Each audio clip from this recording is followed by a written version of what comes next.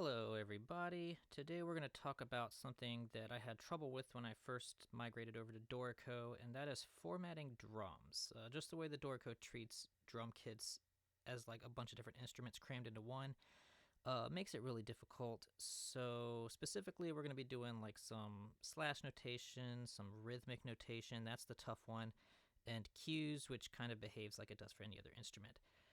So starting with this one bar, I'll go ahead and play it for you.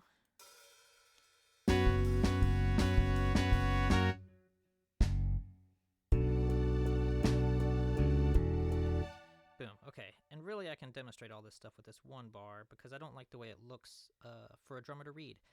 So starting with the first half, that's just a lot of information to take in. I'm going to go ahead and make that slash notation and cue the bass line since it's playing kind of the same rhythm that the drums are accenting anyway. So we're going to go Shift R after selecting it, type in slash, boom. Now you've got your slash notation, and now we're going to cue.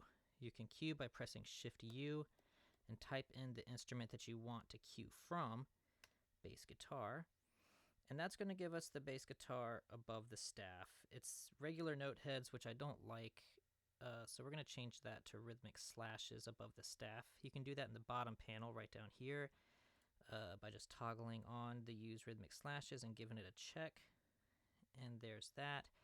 I also don't like, it's not that I don't like it, I just don't need it to say bass guitar. He doesn't need to know that. He just needs to know that's a rhythm that someone in the band's hitting if he wants to jump on it, and kind of leave it to his discretion.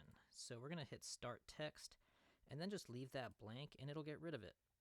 It's kind of a funny little thing where if you leave nothing, Dorico literally gives it nothing.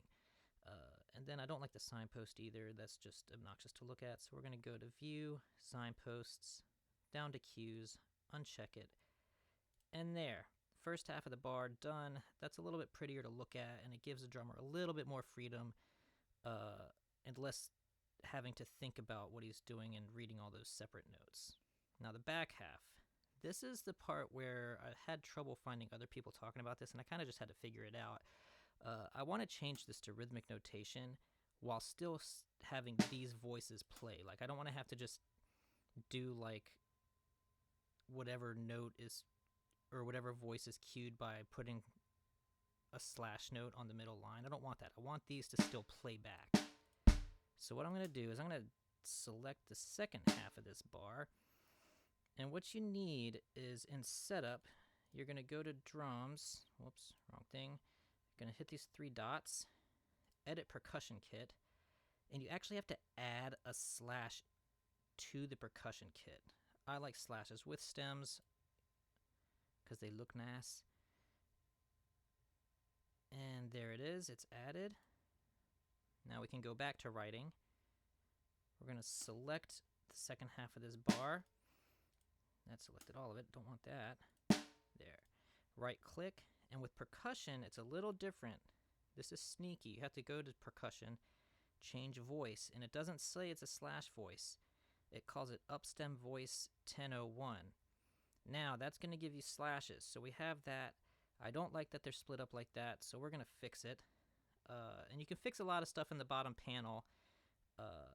Right now it's not going to let me do it, so what you have to do instead is right click again, go to voices, rhythmic slashes, slashes with stems. Now if you look in the bottom panel, you can change the slash position. So toggle that on, leave it at 0, and it puts them in the middle of the bar, so it's nice to look at. Now all you have to do is, because it is a different voice, it adds these extra rests in for the other voice. You don't need them, so go ahead and group select those, and you can come up to Edit, Remove Rests, and boom, that bar looks way better to read, gives the drummer some freedom, and when you play it back, it's the same exact playback that you had before.